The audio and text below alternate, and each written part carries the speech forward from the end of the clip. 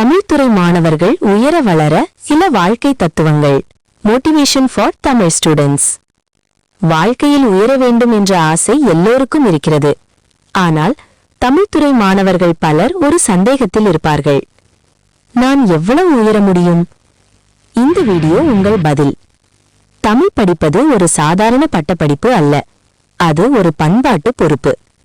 திருவள்ளுவர் உலகுக்கு வாழ்க்கை நெறி கற்றுக் கொடுத்தார். சுப்பிரமணிய பாரதி சுதந்திர சிந்தனையை விதைத்தார். அப்படியானால் நீங்கள் ஏன் உயர முடியாது? 1. கற்றல் ஒருபோதும் முடிவதில்லை. பாடப்புத்தகத்தை தாண்டி வாசியுங்கள். சங்க இலக்கியம் முதல் நவீன கவிதைகள் வரை படியுங்கள். 2.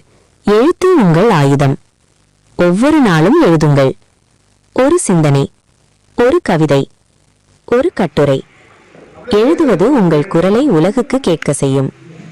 3. தன்னம்பிக்கை.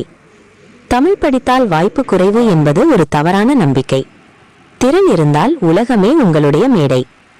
4. திறன்களை வளர்த்துக் கொள்ளுங்கள். Public speaking, content writing, digital media.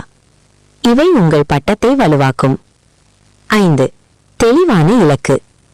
ஆசிரியரா, அரசு அதிகாரியா, எழுத்தாளரா, மீடியா துறையா? இலக்கு தெரிந்தால் பாதை தெளிவாகும்.